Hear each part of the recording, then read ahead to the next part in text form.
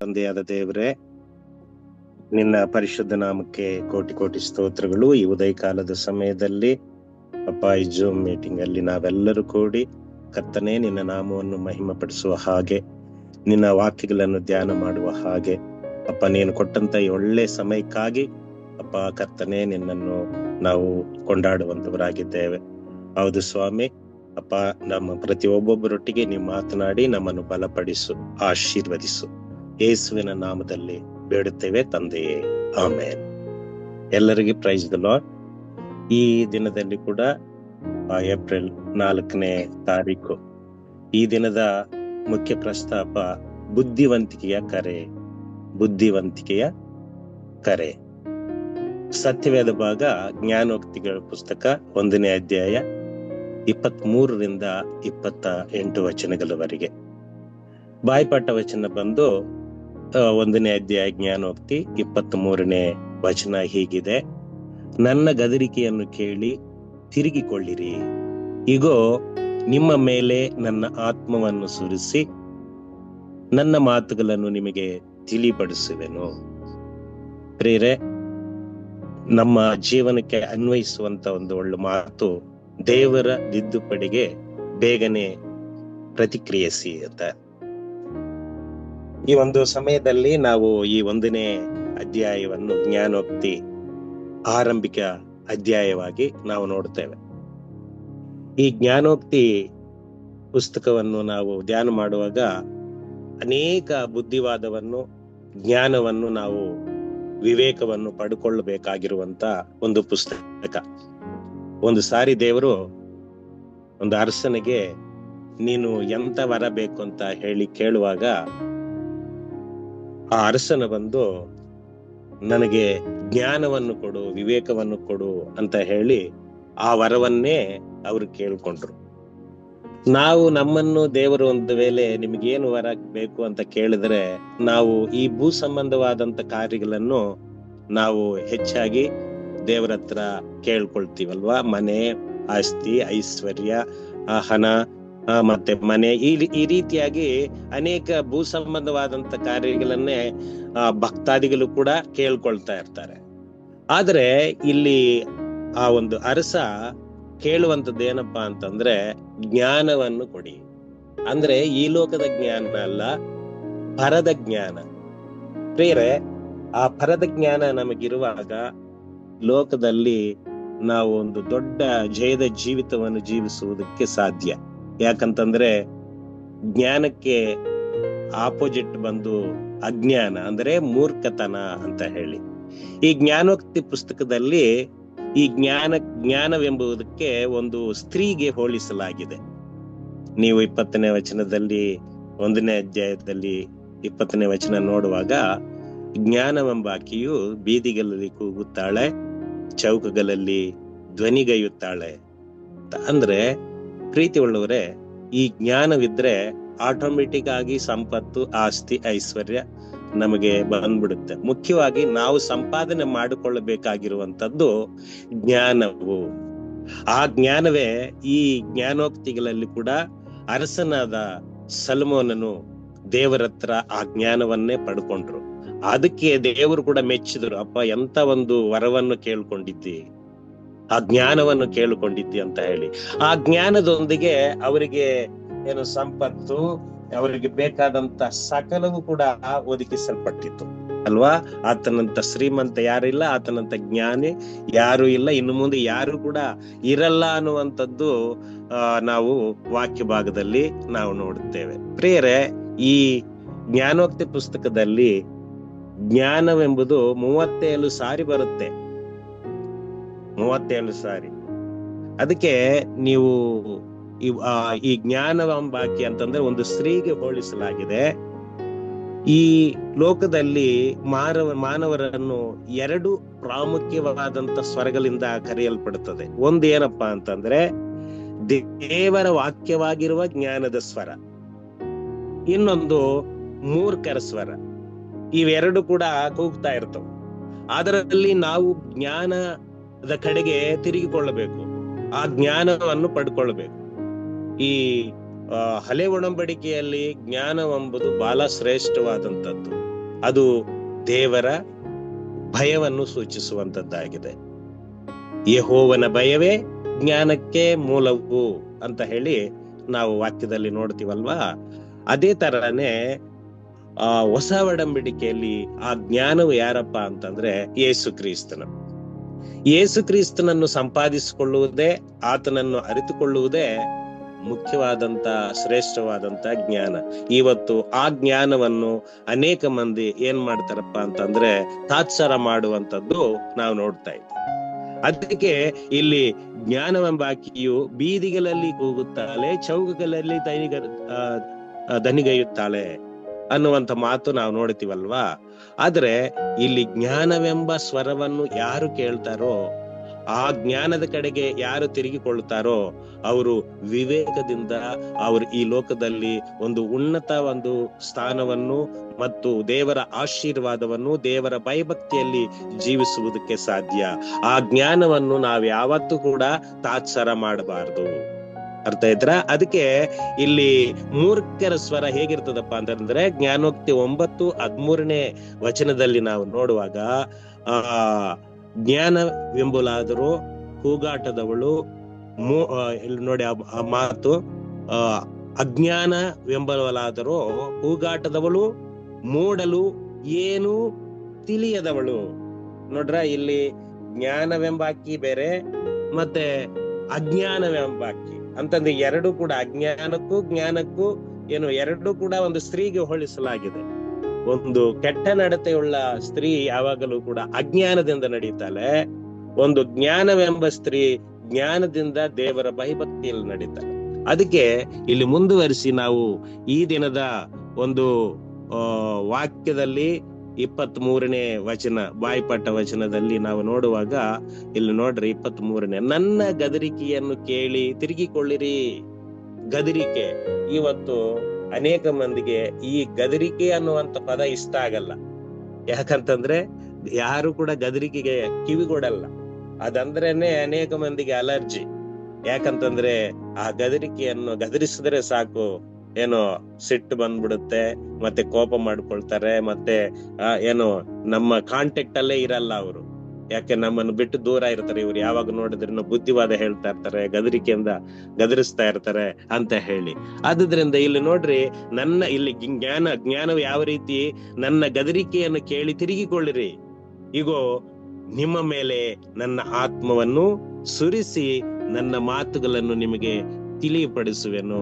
ಪ್ರಿಯರೇ, ಇಲ್ಲಿ ಜನರು ಒಂದು ವೇಳೆ ದೇವರಿಗೆ ಪ್ರತಿಕ್ರಿಯಿಸಿದ್ರೆ ಆತನು ಅವರ ಜೀವಿತಗಳಲ್ಲಿ ಏನು ಇಂಥ ಕಾರ್ಯಗಳನ್ನು ಮಾಡ್ತಾರೆ. ಏನು, ತನ್ನ ಆತ್ಮವನ್ನು ಏನು ಸುರಿಸುತ್ತಾರೆ, ಮತ್ತೆ ಆತನ ಮಾತುಗಳನ್ನು ನಮಗೆ ತಿಳಿಯಪಡಿಸುತ್ತಾರೆ. ನೋಡ್ರಿ, ಈ ಕಾರ್ಯಗಳನ್ನು ಮಾಡಲು ನಾವು ಪ್ರತಿಯೊಬ್ಬೊಬ್ಬರು ಕೂಡ ಏನ್ ಮಾಡಬೇಕು, ದೇವರ ವಾಕ್ಯದ ಕಡೆಗೆ, ಆ ಜ್ಞಾನದ ಕಡೆಗೆ ನಾವು ಕಿವಿಗೊಡಬೇಕು, ಆ ಗದರಿಕೆಗೆ ನಾವು ಕಿವಿಗೊಡಬೇಕು. ನೋಡಿದ್ರ, ಇಲ್ಲ ಅಂತಂದ್ರೆ ಮಾನವರಿಗೆ ಸತ್ಯದ ವೇದವನ್ನು ಯಾಕೆ ಕೊಟ್ಟಿದ್ದಾರೆ, ನಮಗೆ ಈ ಸತ್ಯವೇದ ನಮ್ಮ ಕೈಯಲ್ಲಿದೆ ಅಂತಂದ್ರೆ ಆ ಜ್ಞಾನವನ್ನು ನಾವು ಪಡ್ಕೊಳ್ಳುವುದಕ್ಕೋಸ್ಕರ ನಾವು ಇಡೀ ಜೀವಿತವನ್ನು ಮತ್ತು ದೇವರ ಹೃದಯ ಹಾಗೂ ದೇವರ ಆಲೋಚನೆಗಳನ್ನು ಹೆಚ್ಚೆಚ್ಚಾಗಿ ಕಲಿಯುತ್ತಾ ನಾವು ಈ ಲೋಕದಲ್ಲಿ ಕಲಿಯಬೇಕು ಅನ್ನುವಂಥದ್ದೇ. ಅದಕ್ಕೆ ದೇವರು ನಮಗೆ ಈ ಸತ್ಯವೇದವನ್ನು ನಮ್ಮ ಕೈಯಲ್ಲಿ ಕೊಟ್ಟಿದ್ದಾರೆ. ಆ ವಾಕ್ಯವಾಗಿರುವಂತ ದೇವರನ್ನು, ಆ ಜ್ಞಾನವನ್ನು ನಾವು ಯಾವಾಗಲೂ ನಾವು ಪಡ್ಕೊಂಡಾಗ ಇಲ್ಲಿ ಹೇಳಲ್ಪಟ್ಟಿದೆಯಲ್ಲ, ನನ್ನ ಗದರಿಕೆಯನ್ನು ಕೇಳಿ ತಿರುಗಿಕೊಳ್ಳಿರಿ. ನೋಡಿ, ಸತ್ಯವೇದ ಯಾವಾಗಲೂ ಕೂಡ ನಮ್ಮ ಒಳ್ಳೆ ಕ್ರಿಯೆಗಳನ್ನು ತೋರ್ಪಡಿಸಲ್ಲ, ನಮ್ಮಲ್ಲಿರುವಂತ ಕೊರತೆಗಳನ್ನು ಸರಿಪಡಿಸುವುದನ್ನೇ ಸತ್ಯವೇದವು ಹೇಳ್ತದೆ. ನೀನ್ ಇಂಥ ಕೆಲಸ ಮಾಡಿದೆ, ನೀನ್ ಇಂಥ ಒಂದು ಒಳ್ಳೆಯವನಾಗಿದ್ದಿ ಅಂತ ಹೇಳಿ ನಮ್ಮ ಒಳ್ಳೆಯ ಕ್ರಿಯೆಗಳನ್ನು ತಿಳಿಸುವುದಕ್ಕಿಂತ ನಮ್ಮಲ್ಲಿರುವಂತ ಆ ಸಣ್ಣ ಪುಟ್ಟ ವಿಷಯಗಳನ್ನು ನಮಗೆ ತಿಳಿಪಡಿಸಿ, ಗದರಿಸಿ, ಖಂಡಿಸಿ, ಎಚ್ಚರಿಸಿ ನಮ್ಮನ್ನು ಸನ್ಮಾರ್ಗದಲ್ಲಿ ನಡೆಸುವುದಕ್ಕಾಗೇ ದೇವರ ವಾಕ್ಯ ನಮ್ಮನ್ನು ಪ್ರೇರೇಪಿಸಲ್ಪಡುತ್ತದೆ. ಅದಕ್ಕೋಸ್ಕರನೇ ಇಲ್ಲಿ ಆ ಗದರಿಕೆಯನ್ನು ನಾವು ಕೇಳಿ ತಿರುಗಿಕೊಳ್ಳಬೇಕು. ಈಗೋ ನಿಮ್ಮ ಮೇಲೆ ನನ್ನ ಆತ್ಮವನ್ನು ಸುರಿಸಿ ನನ್ನ ಮಾತುಗಳನ್ನು ನಿಮಗೆ ತಿಳಿಯಪಡಿಸುವೆನು ಆ ಮಾತುಗಳನ್ನು ನಮಗೆ ದೇವರು ತಿಳಿಪಡಿಸ್ತಾರೆ. ಆ ವಾಕ್ಯದಲ್ಲಿರುವಂತ ಸತ್ಯಾರ್ಥವನ್ನು ನಾವು ಗ್ರಹಿಸಿಕೊಂಡು ನಾವು ದೇವರ ಭಯಭಕ್ತಿಯಲ್ಲಿ ಜೀವಿಸುವಂಥದ್ದು ಬಹಳ ಪ್ರಾಮುಖ್ಯ. ಅದಕ್ಕೆ ಇವತ್ತು ದೇವರ ಮಕ್ಕಳಾದಂತ ನಮಗೆ ದೇವರ ಭಯ ಭಕ್ತಿ ಈ ಎರಡು ಕೂಡ ಬಹಳ ಪ್ರಾಮುಖ್ಯ. ಅನೇಕರಿಗೆ ಏನು ಭಕ್ತಿ ಇರ್ತದೆ, ಆದ್ರೆ ದೇವರ ಭಯ ಇರಲ್ಲ. ಈ ದೇವರ ಭಯ ಎಷ್ಟು ಮುಖ್ಯ ಅಂತಂದ್ರೆ ಅದೇ ಒಂದು ಜ್ಞಾನವನ್ನು ಹೊಂದಿರುವಂತ ವ್ಯಕ್ತಿ ಲಕ್ಷಣ. ಅಂದ್ರೆ ದೇವರಿಗೆ ಭಯಪಡುವುದೇ ಮುಖ್ಯ. ಭಕ್ತಿ ಅನ್ನುವಂಥದ್ದು ಎಲ್ಲರಿಗೆ ಇರ್ತದೆ. ಆ ಭಕ್ತಿ ತೋರ್ಪಡಿಸ್ತಾ ಇರ್ತಾರೆ, ಅನೇಕ ವಿಧವಾದಂತ ಕ್ರಿಯೆಗಳ ಮುಖಾಂತರ ಭಕ್ತಿ ತೋರಿಸ್ತಾ ಇರ್ತಾರೆ. ಆದ್ರೆ ಅದೇ ಇದರಲ್ಲಿ ಭಯ ಅನ್ನುವಂಥದ್ದು ಇರೋದಿಲ್ಲ. ಆದ್ರಿಂದ ನಾವು ಪ್ರತಿ ಒಬ್ಬೊಬ್ಬರು ಕೂಡ ಈ ಗದರಿಕೆಯನ್ನು ನಾವು ಕೇಳಿ ದೇವರ ಕಡೆಗೆ ತಿರುಗಿಕೊಂಡಾಗ ತನ್ನ ಆತ್ಮವನ್ನು ನಮ್ಮ ಮೇಲೆ ಸುರಿಸುವಂತ ಆತನಾಗಿದ್ದಾನೆ. ಮತ್ತೆ 24ನೇ ವಚನದಲ್ಲಿ ನಾವು ನೋಡುವಾಗ, ನಾನು ಕರೆದಾಗ ನೀವು ತಿರಸ್ಕರಿಸಿದಿರಿ, ಕೈ ಚಾಚಿದರು, ಯಾರೂ ಗಮನಿಸಲಿಲ್ಲ. ನೋಡ್ರ, ಜ್ಞಾನವು ನಮ್ಮನ್ನು ಕರೆದಾಗ ಅದನ್ನು ನಾವೇನು ತಿರಸ್ಕಾರ ಮಾಡ್ತಾರೆ. ಇವತ್ತು ನೋಡ್ರಿ, ಅನೇಕ ಮಂದಿ ಈ ಜ್ಞಾನದ ಮಾತುಗಳನ್ನು ತಿಳಿಪಡಿಸುವಾಗ ಆ ಮಾತುಗಳನ್ನು ಯಾರು ಕೇಳೋಕ್ಕಾಗಲ್ಲ, ತಾತ್ಸಾರ ಮಾಡ್ತಾ ಇರ್ತಾರೆ. ಆ ಜ್ಞಾನ ಕೂಗಾಟದವಳು ಏನು ಏನಂತ ಬರೆಯಲ್ಪಟ್ಟಿದೆ, ಬೀದಿಗಳಲ್ಲಿ ಕೂಗುತ್ತಾಳೆ, ಚೌಕಗಳಲ್ಲಿ ಧ್ವನಿಗೈಯುತ್ತಾಳೆ. ಇವತ್ತು ಸುವಾರ್ತೆ ಬೀದಿಗಳಲ್ಲಿ ನಿಂತು ಚೌಕಗಳಲ್ಲಿ ನಿಂತು ಸುವಾರ್ತೆ ಸಾರುವಂತ ಸಮಯದಲ್ಲಿ ಎಷ್ಟು ಮಂದಿ ಅದಕ್ಕೆ ಕಿವಿಗೊಡದೆ ಹೋಗ್ತಾ ಇರ್ತಾರೆ. ಆ ಜ್ಞಾನವೆಂಬಾಕಿ ಅಂತಂದ್ರೆ ಆ ವಾಕ್ಯಗಳು, ಜ್ಞಾನವೆಂಬ ಆ ವಾಕ್ಯಗಳನ್ನು ನಾವು ಓದಿಸ್ತಾ ಇದ್ರೆ, ತಿಳಿಪಡಿಸ್ತಾ ಇದ್ರೆ ಎಷ್ಟೋ ಮಂದಿ ಅದಕ್ಕೆ ಅಲಕ್ಷ್ಯ ಮಾಡುವಂತದ್ದು ನಾವು ನೋಡ್ತಾ ಇದ್ದೀವಿ. ಪ್ರೀತಿ ಉಳ್ಳವರೇ, ನಾವು ಯಾವಾಗ ಆ ವಾಕ್ಯಗಳನ್ನು, ದೇವರ ಒಂದು ಜ್ಞಾನವನ್ನು ನಾವು ಪಡ್ಕೊಳ್ತೀವೋ ಆವಾಗ ಈ ಲೋಕದಲ್ಲಿ ನಾವು ಬುದ್ಧಿವಂತರಾಗಿ ಜ್ಞಾನವಂತರಾಗಿ ಜೀವಿಸಲಿಕ್ಕೆ ಸಾಧ್ಯ. ಅದಕ್ಕೆ ಯೇಸು ಕ್ರಿಸ್ತನನ್ನು ನಾವು ತಿಳಿದುಕೊಂಡಿರುವುದೇ ಜ್ಞಾನಕ್ಕೆ ಮೂಲವು. ಅದಕ್ಕೆ ಈ ಜ್ಞಾನೋಕ್ತಿ ಪುಸ್ತಕದಲ್ಲಿ ಎಷ್ಟು ಹುಡುಕಿದರೂ ಕೂಡ ಅನೇಕ ವಜ್ರ ವೈಡೂರ್ಯ ಮುತ್ತು ರತ್ನಗಳು ಕೂಡ ಇದರಲ್ಲಿ ಅದಕ್ಕಿಂತ ಶ್ರೇಷ್ಠವಾದಂತ ಒಂದು ಬೆಳೆ ಬಾಳುವಂತ ನಿಧಿ ನಮಗೆ ಈ ಜ್ಞಾನೋಕ್ತಿಗಳಲ್ಲಿ ಮತ್ತು ಸತ್ಯವೇದದಲ್ಲಿ ನಾವು ಕಂಡುಕೊಳ್ಳಬಹುದು ಪ್ರಿಯರೇ. ಆದ್ರೆ ಎಷ್ಟೋ ಮಂದಿ ಇದಕ್ಕೆ ತಾತ್ಸಾರ ಮಾಡ್ತಾ ಇರ್ತಾರಲ್ವಾ. ಅದಕ್ಕೆ ಇಲ್ಲಿ ನೋಡ್ರಿ, ಆದ ಕಾರಣ ಆ ಒಂದು ನಾನು ಕರೆದಾಗ ನೀವು ತಿರಸ್ಕರಿಸಿದಿರಿ, ಕೈ ಚಾಚಿದರು, ಯಾರು ಏನು ಗಮನಿಸಲಿಲ್ಲ. ಮತ್ತು ಆ ವಾಕ್ಯದಲ್ಲಿ ನೋಡುವಾಗ ನೋಡ್ರೆ, ದೇವರ ಸ್ವರವಾಗಿರುವ ಜ್ಞಾನದ ಸ್ವರವನ್ನು ಕೇಳಿಸಿಕೊಳ್ಳಲು ನಿರಾಕರಿಸುವುದು ಮಾನವನ ಒಂದು ಅದೇನು ಮೂರ್ಖತನ, ಅದು ಮತ್ತು ಅಹಂಕಾರ, ಇದೆಲ್ಲ ಕೂಡ ಅದಕ್ಕೆ ಕಾರಣವಾಗಿರ್ತದೆ. ಅದಕ್ಕೆ 2 ಥೆಸಲೋನಿಕ 2ನೇ ಅಧ್ಯಾಯ 10-11ನೇ ವಚನದಲ್ಲಿ ನೀವು ಗಮನಿಸಿ ನೋಡುವಾಗ, ಅವರು ಸತ್ಯದ ಮೇಲೆ ಪ್ರೀತಿಯನ್ನಿಡದ ಕಾರಣದಿಂದ ರಕ್ಷಣೆಯನ್ನು ಹೊಂದದೆ ನಾಶವಾಗುತ್ತಾರೆ. ನೋಡಿದ್ರ, ಅವರು ಸತ್ಯದ ಮೇಲೆ ಪ್ರೀತಿಯನ್ನು ಇಡಲಿಲ್ಲ, ಅದಕ್ಕೆ ಕಿವಿಗೊಡ್ಲಿಲ್ಲ. ಆದ ಕಾರಣ ಅವ್ರು ಯಾರು ರಕ್ಷಣೆ ಹೊಂದದೆ ನಾಶವಾಗುತ್ತಾರೆ. ಅದೇ ಕಾರಣದಿಂದ ದೇವರು ಆ ಅಸತ್ಯ ನಡೆಸುವ ಭ್ರಮೆಯನ್ನು ಅವರಲ್ಲಿ ಕಳುಹಿಸಿ ಆ ಸುಳ್ಳನ್ನು ನಂಬುವುದಕ್ಕೆ ಅವರನ್ನು ಬಿಡುತ್ತಾನೆ. ನೋಡಿದ್ರ, ಕೆಲವರನ್ನು ದೇವರೇ ಏನು ಆ ಜ್ಞಾನಕ್ಕೆ ಕಿವಿಗೊಡದೆ ಇರುವಾಗ, ಆ ಗದರಿಕೆಗೆ ಕಿವಿಗೊಡದೆ ಇರುವಾಗ ಅವರನ್ನ ಏನ್ ಮಾಡ್ತಾರೆ, ಆ ಒಂದು ಏನು ಏನು ಅಸತ್ಯ ನಡೆಸುವ ಭ್ರಮೆಯನ್ನು ಅವರಲ್ಲಿ ಕಳುಹಿಸಿ ಆ ಸುಳ್ಳನ್ನು ನಂಬುವುದಕ್ಕೆ ಅವರನ್ನು ಬಿಡುತ್ತಾನೆ. ಪ್ರಿಯರೇ, ಆದುದರಿಂದ ನಾವು ಯಾವಾಗಲೂ ಕೂಡ ಈ ಬುದ್ಧಿವಾದವನ್ನು ನಾವು ಅಲಕ್ಷ್ಯ ಮಾಡಬಾರದು. ನೋಡಿದ್ರ 25ನೇ ವಚನ ನೋಡಿ, ನನ್ನ ಬುದ್ಧಿವಾದವನ್ನು ಲಕ್ಷ್ಯಕ್ಕೆ ತರದೆ ನನ್ನ ದಿದ್ದುಪಾಟನ್ನು ಬೇಡವೆಂದು ತಳ್ಳಿ ಬಿಟ್ಟಿದ್ದೀರಿ, ಅದನ್ನು ಅಲಕ್ಷ್ಯ ಮಾಡಿದ್ದೀರಿ ಅನ್ನುವಂತ ಮಾತು. ಪ್ರಿಯರೇ, ಎಷ್ಟು ಆ ಬುದ್ಧಿವಾದವನ್ನು ಅಲಕ್ಷ್ಯ ಮಾಡ್ತಾ ಇದ್ದಾರೆ. ಇವತ್ತು ಅನೇಕ ಮಂದಿ ಯವನಸ್ಥರಿಗೆ ಈ ಒಂದು ಜ್ಞಾನೋಕ್ತಿ ಪುಸ್ತಕ ಒಂದು ಉಜ್ಜೀವನವನ್ನು ತರುವಂತದ್ದಾಗಿದೆ. ಈ ಮಾತುಗಳು ಅನೇಕರನ್ನು ದೇವರ ಭಯಭಕ್ತಿಯಲ್ಲಿ ನಡೆಸುವಂತದ್ದಾಗಿದೆ, ಜ್ಞಾನವನ್ನು ಪಡ್ಕೊಳ್ಳುವಂತದ್ದಾಗಿದೆ. ಅದಕ್ಕೆ ಈ ಜ್ಞಾನೋಕ್ತಿ ಪುಸ್ತಕವನ್ನು ಪದೇ ಪದೇ ನಾವು ಧ್ಯಾನ ಮಾಡುವಾಗ ಅನೇಕ ವಿಷಯಗಳನ್ನು ನಾವು ತಿಳ್ಕೊಳ್ತೀವಿ. ಗನಿಯಲ್ಲಿ ಅಗಿಯುವವರಿಗೆ ಏನ್ ಮಾಡ್ತದಂದ್ರೆ ಬೆಳೆಯುಳ್ಳ ವಜ್ರವು ಸಿಗುತ್ತೆ, ಅಗಿತಾ ಹೋಗ್ತಾ ಇದ್ರು. ಅದೇ ತರನೇ ನಾವು ಸತ್ಯವೇದವನ್ನು ನಾವು ಹೆಚ್ಚಾಗಿ ಧ್ಯಾನ ಮಾಡುವಾಗ ಅನೇಕ ಆ ಒಂದು ಜ್ಞಾನದ ಮಾತುಗಳು, ವಿವೇಕವು ನಮಗೆ ಒದಗಿಸಿಕೊಡುವಂತದ್ದು ನಾವು ನೋಡ್ತೇವೆ. ಆದ್ರಿಂದ ಪ್ರಿಯರೇ, ನಾವು ಈ ದಿದ್ದುಪಾಟನ್ನು ಬೇಡವೆಂದು ತಳ್ಳಿಬಿಡಬಾರದು. ಒಂದು ಸಾರಿ ಒಬ್ಬ ಯವನಸ್ಥನು ಏನ್ ಮಾಡ್ತಾನಂತ, ದಾರಿಯಲ್ಲಿ ನಡ್ಕೊಂಡು ಬರ್ತಾ ಇರ್ತಾನೆ ಸಂಜೆ ವೇಳೆಯಲ್ಲಿ. ಅಲ್ಲಿ ನೋಡುವಾಗ ಕೆಳಗೆ ಕೆಲವೊಂದು ಕಳ್ಳುಗಳು ಮಿಂಚ್ತಾ ಇದ್ರೆ ಅದನ್ನು ಒಂದು 5-6 ಕಳ್ಳು ತಗೊಂಡು ಏನ್ ಮಾಡ್ತದನ್ನ ನೋಡ್ಕೊಂಡು ಅದನ್ನ ಆಟ ಆಡ್ಕೊಂಡು ಬಂದು ಅಲ್ಲಿ ಒಂದು ಕೆರೆ ಬಂತು. ಆ ಕೆರೆ ಮೇಲೆ ಬೀಸಿದಾಗ ಆ ನೀರಿನ ಮೇಲೆ ಮಿಂಚ್ತಾ ತೇಲಾಡ್ತಾ ಹೋಗ್ತದೆ. ಹಂಗೆ 4 ಕಲ್ಲುಗಳನ್ನು ಹಂಗೆ ಬಿಸಾಕ್ಬಿಡ್ತಾರೆ. ಮತ್ತೆ ಒಂದೇ ಕಲ್ಲು ಇಟ್ಕೊಂಡು ಮುಂದಕ್ಕೆ ಹಂಗೆ ನಡ್ಕೊಂಡು ಬರ್ತಾ ಇದ್ರು. ಒಬ್ಬ ದೊಡ್ಡ ವ್ಯಕ್ತಿ, ಒಬ್ಬರು ಹಿರಿಯರು ಬಂದಾಗ, ನನಗೆ ಈ ಕಲ್ಲು ಸಿಕ್ತು, ಇದು ಏನ್ ಕಲ್ಲು ನೋಡ್ರಿ ಅಂತ ಹೇಳಿ ಆ ಕಲ್ಲನ್ನು ಅವ್ರಿಗೆ ಗೊತ್ತಿರೋರು ಅವ್ರಿಗೆ ತೋರಿಸಿದಾಗ, ಮಿಂಚ್ತಾ ಇದೆ ಆ ಕಲ್ಲು, ನೋಡೋಕೆ ಒಂದು ವಿಚಿತ್ರವಾಗಿ ಕಾಣಿಸ್ತಾ ಇದೆ. ಸರಿ ಬನ್ನಿ ಅಲ್ಲಿ ಬಂಗಾರದ ಅಂಗಡಿ ಕಡೆ ಹೋಗಿ ಅದನ್ನು ತೋರ್ಸೋಣ ಅಂತ ಅಲ್ಲಿಗೆ ಹೋದ್ರೆ, ಆ ಒಂದು ಬಂಗಾರದ ಆ ಒಂದು ಮಾಲಕ ಏನ್ ಮಾಡ್ತಾ ಇದ್ದಾನೆ ಅಂತಂದ್ರೆ, ಅದು ನೋಡ್ಬಿಟ್ಟು, ಇದು ನಿಮಗೆ ಎಲ್ಲಿ ಸಿಕ್ತು, ಇದು ನನಗೆ ಕೊಟ್ರೆ ನಿಮ್ಗೆ 1 ಲಕ್ಷ ರೂಪಾಯಿ ಕೊಡ್ತೀನಿ ಅಂದ ತಕ್ಷಣ ಈ ಯೌವನಸ್ಥನ ಅಲೋಕ್ ಸ್ಟಾರ್ಟ್ ಮಾಡ್ಬಿಟ್ಟ.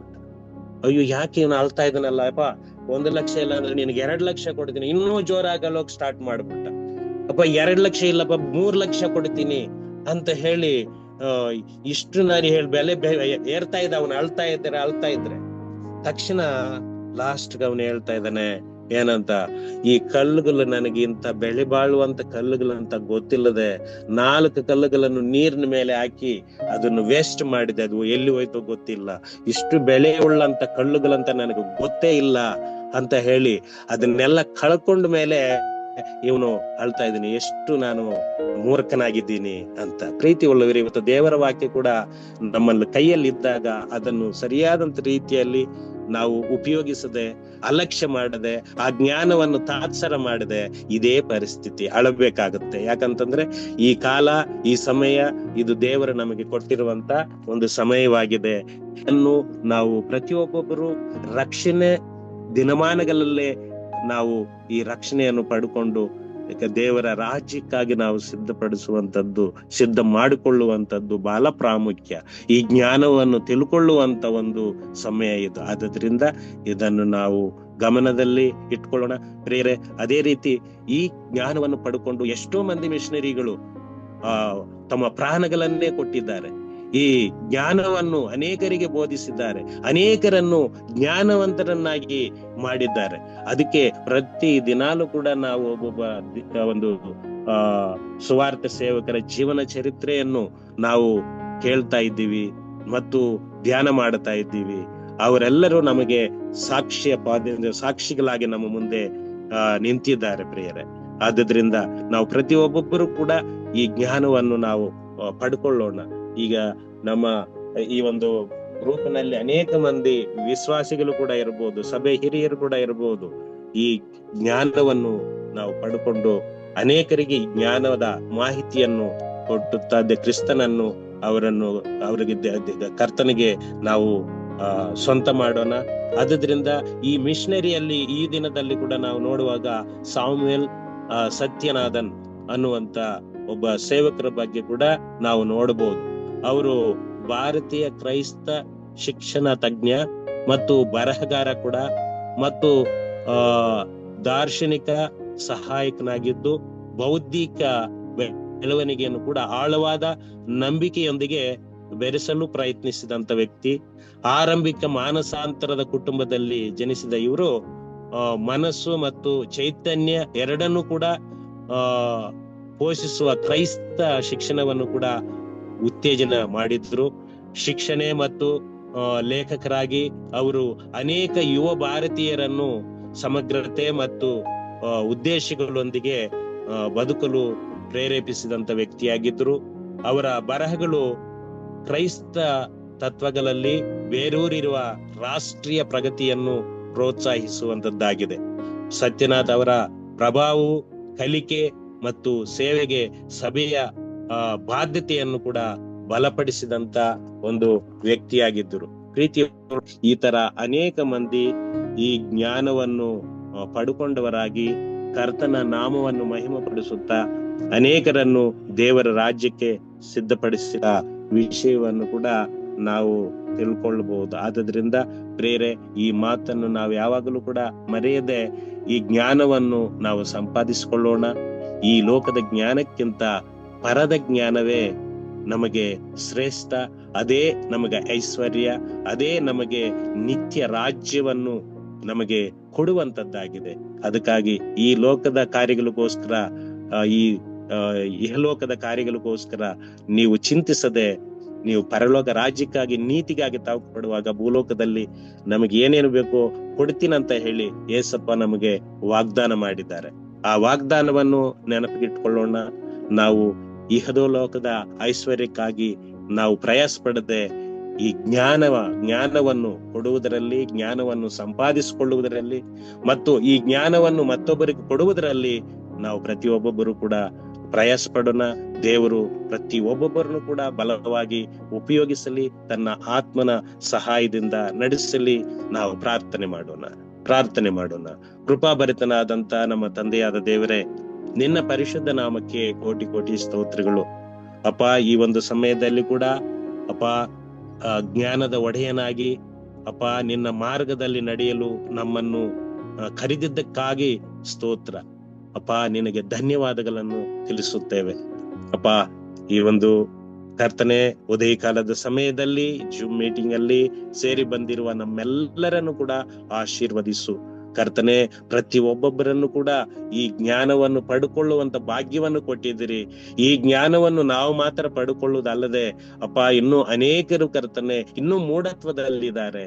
ಅಪ್ಪ, ಈ ಜ್ಞಾನವನ್ನು ತಿರಸ್ಕರಿಸುವಂತ ಹಂಗಿನಲ್ಲಿದ್ದಾರೆ. ಅಂತವರಿಗೆ ಈ ಜ್ಞಾನವನ್ನು ಬೋಧಿಸಿ ನಿತ್ಯ ರಾಜ್ಯಕ್ಕೆ ಸಿದ್ಧಪಡಿಸಲು ನೀನು ನಮಗೆ ಸಹಾಯ ಮಾಡು ಸ್ವಾಮಿ. ನೀವೇ ನಮ್ಮನ್ನು ಪ್ರತಿ ಒಬ್ಬೊಬ್ಬರನ್ನು ಉಪಯೋಗಿಸ್ಕೊಳ್ರಿ.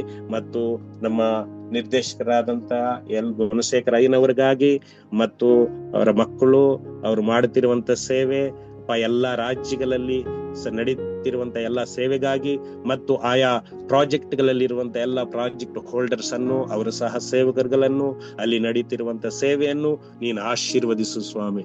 ಕರ್ತನೆ ಅಪ್ಪ, ಅನೇಕರನ್ನು ಕರ್ತನೆ ನಿನ್ನ ರಾಜ್ಯಕ್ಕೆ ಸಿದ್ಧಪಡಿಸಲು ಇನ್ನೂ ಹೊಸ ಸ್ಥಳಗಳಲ್ಲಿ ಕೂಡ ಉತ್ತಮವಾದಂತ ರೀತಿಯಲ್ಲಿ ಅಪ್ಪ ಸೇವೆ ಅಪ್ಪ ನಡೀಬೇಕು.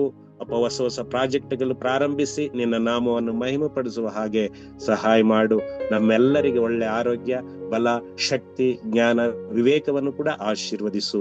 ನಾಳೆ ನಡೆಯುವಂತ ಪುನರುತ್ಥಾನದ ಆರಾಧನೆಯಲ್ಲಿ ಅನೇಕ ಆತ್ಮಗಳು ಬಂದು ಸೇರಿ ಪುನರುತ್ಥಾನದ ಶಕ್ತಿಯನ್ನು ಹೊಂದಿಕೊಳ್ಳಲು ನೀನು ಸಹಾಯ ಮಾಡಿ ಅಪ್ಪ, ನಮ್ಮನ್ನೆಲ್ಲರನ್ನು ಕೂಡ ನಿನ್ನ ಸೇವಕರಾದಂತ ಪ್ರತಿ ಒಬ್ಬೊಬ್ಬರನ್ನು ಕೂಡ ಬಲವಾಗಿ ಉಪಯೋಗಿಸಿಕೊಳ್ಳಬೇಕೆಂಬುದಾಗಿ ನಾಳೆ ನಡೆಯುವಂತ ಆರಾಧನೆಯಲ್ಲಿ ಅನೇಕ ಆತ್ಮಗಳು ಕರ್ತನೆ ರಕ್ಷಣೆ ಹೊಂದುವಂತೆ ಸಹಾಯ ಮಾಡು, ಆಶೀರ್ವದಿಸು, ಕೃಪೆಯನ್ನು ತುಂಬಿಸಿ ನಡೆಸಬೇಕೆಂಬುದಾಗಿ ನಮ್ಮ ರಕ್ಷಕನು, ಒಡೆಯನು, ದೇವಾದಿದೇವನು, ರಾಜಾದಿರಾಜನು, ಮೃತ್ಯುಂಜಯನೂ ಆಗಿರುವ ಯೇಸುವಿನ ನಾಮದಲ್ಲಿ ಬೇಡಿ ಹೊಂದಿದ್ದೇವೆ ತಂದೆಯೇ, ಆಮೆನ್.